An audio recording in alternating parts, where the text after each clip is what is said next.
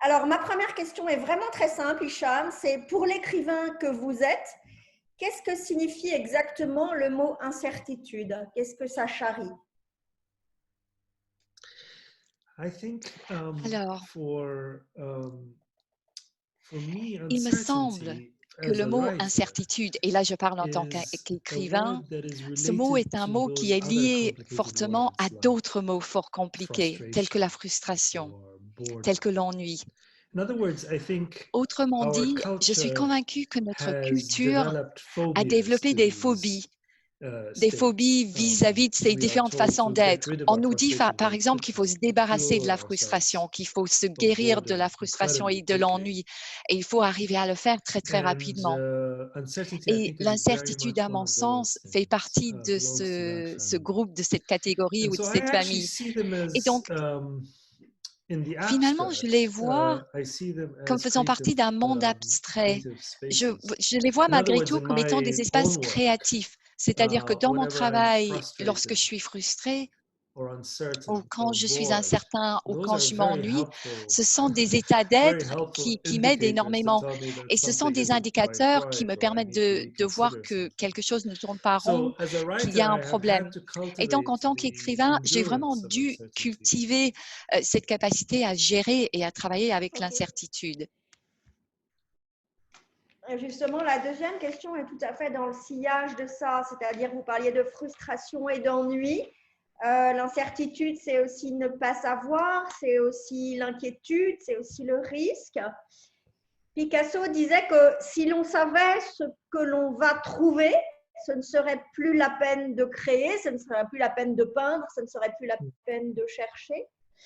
Est-ce que l'incertitude peut être à vos yeux aussi une source d'inspiration? Yes, I La mean, réponse est again, in oui. the abstract, Encore, I think it encore can une be fois, de façon très because abstraite ou dans le monde abstrait, je pense que it's, cela peut l'être.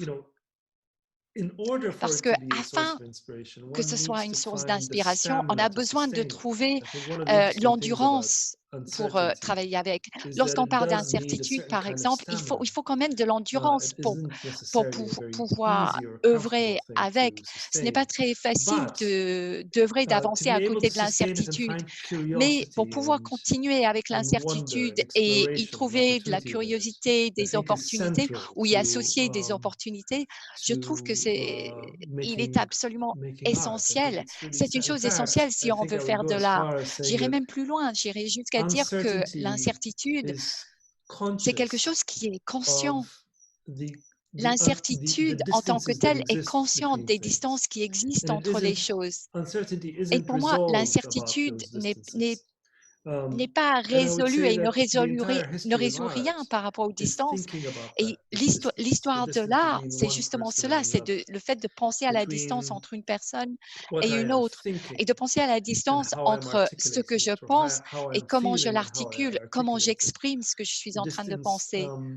between Je parle aussi de la distance myself and entre nature, moi-même et la and nature, so on. et So ainsi I de think suite. art Donc, pour exists moi, in that l'art space. existe It's à trying l'intérieur de cet to espace consider that. It et is essaye de less considérer cet motivated and espace. inspired L'art by est moins motivé resolution, um, and much qu'inspiré more by exploring et surtout that distance, which motivé itself I par think is l'exploration de uncertain. cette distance. La distance en tant que telle est forcément incertaine. Il me semble que cette distance dans la culture occidentale, elle va volontiers avec l'idée de maîtrise. C'est-à-dire que nous avons cherché depuis longtemps à réduire la distance pour avoir la maîtrise sur l'objet.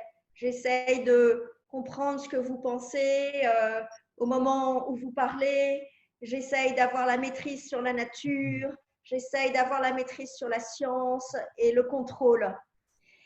Et cette espèce de volonté de chercher à tout prix, à tout maîtriser, elle s'oppose à une autre attitude dans la vie qui est laisser faire et accepter d'être un jouet dans la main de quelque chose de plus grand, le cosmos ou une autre puissance, ou je ne sais pas.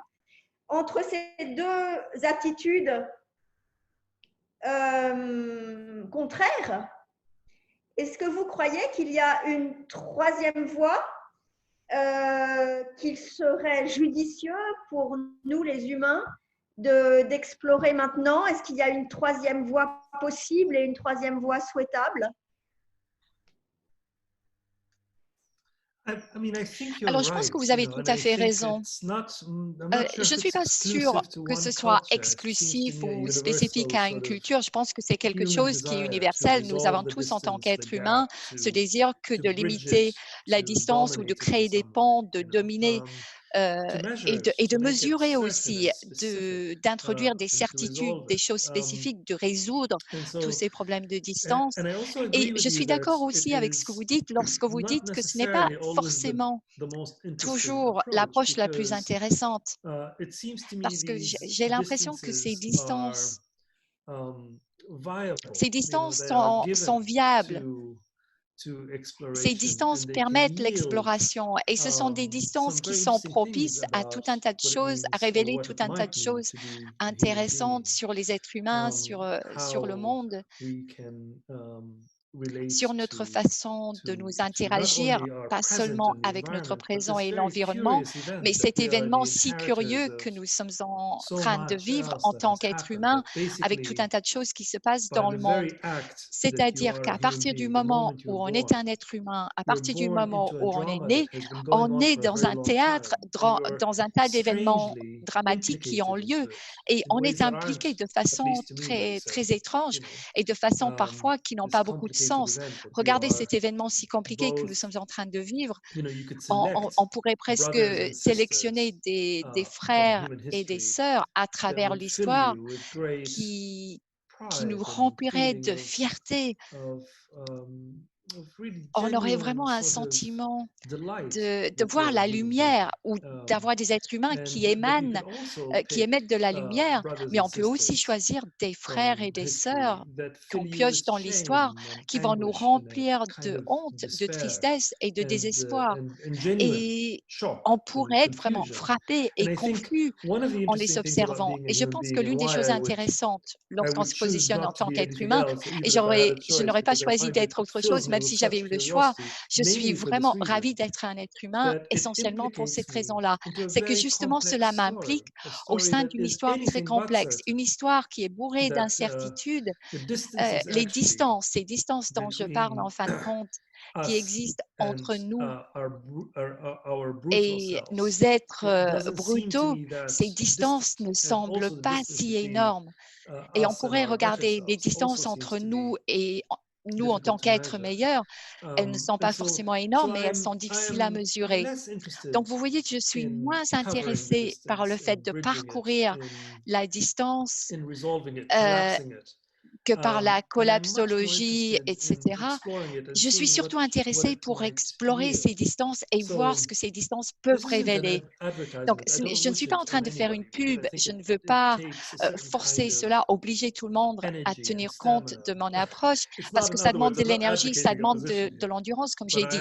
Je ne suis pas en train de promouvoir une prise de position, je dis tout simplement qu'il me semble que l'incertitude, en plus d'être quelque chose qui est difficile et qui est compliqué, c'est un fardeau en quelque sorte, c'est quand même aussi un phénomène intéressant qui peut apporter de la lumière. Et si je vous demandais d'être plus précis encore et de nous dire ce que l'exploration de cette distance, ce qu'elle vous a apporté à vous jusqu'à présent, ce qu'elle vous apporte dans votre travail d'écriture, what would it be?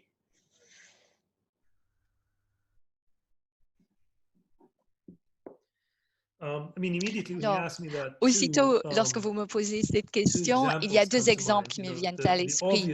L'exemple le plus évident est le suivant, et c'est lié à mon histoire personnelle, le fait que j'ai perdu mon père de façon qui fait que pendant très très longtemps, je ne savais pas où il était, s'il était en vie ou s'il était en mort. J'ai adoré votre livre, vraiment un livre absolument formidable.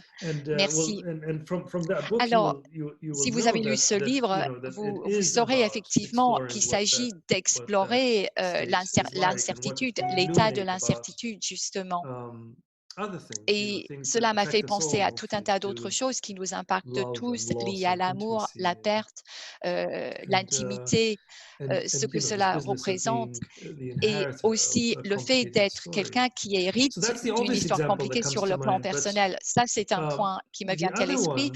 Mais l'autre idée qui me vient à l'esprit et qui est plus contemporaine, c'est tout ce qui nous arrive en ce moment. Nous sommes tout d'un coup plongés dans une époque où nous vivons quelque chose tous ensemble. Moi, ça ne m'est jamais arrivé. Je ne pense pas que ce soit arrivé à qui que ce soit de mémoire d'éléphant. Partout, partout dans le monde, en même temps, nous sommes tous impactés par exactement la même chose. Et nous sommes tous capturés dans notre solitude, dans notre isolation. C'est une isolation littérale. Or, en même temps, nous ressentons qu'il y a un lien, une connexion absolument énorme avec des personnes qui habitent à l'autre bout de la planète. Et il y a cette dichotomie entre les deux contradictions. D'un côté, on se sent connecté au monde et de l'autre côté, on se sent fortement isolé. Ça, c'est quelque chose qui est vraiment compliqué à gérer dans nos têtes, à mon avis. Vous voyez, ce n'est pas quelque chose de très clair. Et cela s'illustre à travers des images, de grandes images ou de petites images. Regardez ce que nous sommes en train de faire. Nous sommes en train de nous parler, de nous interconnecter à travers cet écran. Et très bizarrement, d'un côté, vous êtes chez moi, vous êtes dans ma pièce et je suis dans votre pièce en même temps. Or, normalement, cela n'arrive jamais. Mais cette contradiction se reflète également de façon beaucoup plus large. C'est-à-dire qu'on n'est pas certain de ce qui est en train de se passer à l'heure actuelle. On ne sait pas quand est-ce qu'on va sortir de cette situation, de ce confinement, mais on ne sait pas non plus quel genre de monde nous allons retrouver de l'autre côté. Nous avons tous ce même sentiment bizarre et partagé, comme quoi quelque chose va changer. Quelque chose d'assez essentiel va vraiment changer par la suite. Et même quelqu'un comme moi, disons, je suis tout à fait conscient de cette qualité paradoxale en tant qu'être humain. Je sais que l'histoire montre que d'un côté, nous pouvons être très, très bons, nous pouvons tirer des enseignements grâce aux événements du passé, mais nous pouvons également rester ancrés dans nos habitudes et ne pas changer. On sait très, très bien faire les deux choses. Mais j'ai l'impression qu'à l'heure actuelle, nous avons ce sentiment profond comme quoi quelque chose va vraiment changer. Il va y avoir un déplacement. Et en même temps, nous sentons bien que nous sommes impliqués dans un genre d'expérience. Nous nous sommes réveillés, nous sommes sortis d'un rêve et nous nous trouvons dans une autre situation. Et pour moi, toutes ces choses-là, et là, j'ai pas de meilleure image à l'instant T, mais c'est comme si ce sont des rayons de lumière qui sont en train d'éclairer cette incertitude. Quelles sont les différentes choses qui vont changer, ces choses essentielles dont vous avez parlé? Alors, je ne suis pas sûre à 100% parce que l'une des choses qui m'intéresse dans le présent, c'est que tout le monde a le ressenti, tout le monde se sent beaucoup plus passionné par rapport à leurs croyances précédentes. Donc, vous voyez, s'il y a quelqu'un qui est de gauche, la personne va dire « Ah, ça prouve que j'ai eu raison tout le long ». Ou une personne qui est de droite va dire « Ça prouve aussi tout ce que j'ai pensé tout le long ». Les citoyens ou les personnes, à mon avis, les personnes pour lesquelles moi je me passionne, les personnes que j'ai vraiment envie d'écouter à l'heure actuelle, ce sont les personnes qui disent que l'on peut revisiter notre relation avec la nature, notre façon d'interagir avec la nature, et nous avons l'opportunité aussi de revoir le genre de relation que nous voulons avec le commerce, avec tout ce qui est produits commerciaux et avec la littérature aussi. C'est très intéressant, mais vous voyez des gens d'extrême droite aussi qui disent des choses du genre tout ceci prouve que les étrangers, c'est mauvais. Tout ceci prouve que nos frontières doivent rester fermées ou nos murs doivent être plus hauts. Et moi, je suis plus méfiant et moins enthousiaste, pour être honnête, vis-à-vis de cette attitude où on dit « et donc, ceci veut dire X, Y, Z ». Je suis bien plus intéressée par les questionnement, par ce moment qui pourrait perdurer. C'est-à-dire, si on pouvait continuer d'avoir l'impression d'être un peu suspendu dans le temps, ça pourrait donner le jour à tout un tas d'idées où on n'a pas envie d'avoir des idées préconçues ou d'idéologie ou d'émotions fixes. Non, on peut éclairer et apporter des vérités sur comment on peut mieux se comporter. Et je trouve tout cela très émouvant. Il y a des choses, des sentiments que je vois à l'heure actuelle qui m'émeuvent.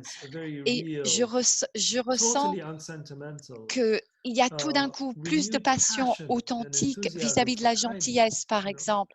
Et je trouve que ce genre de choses, réellement, oui, je trouve cela très émouvant.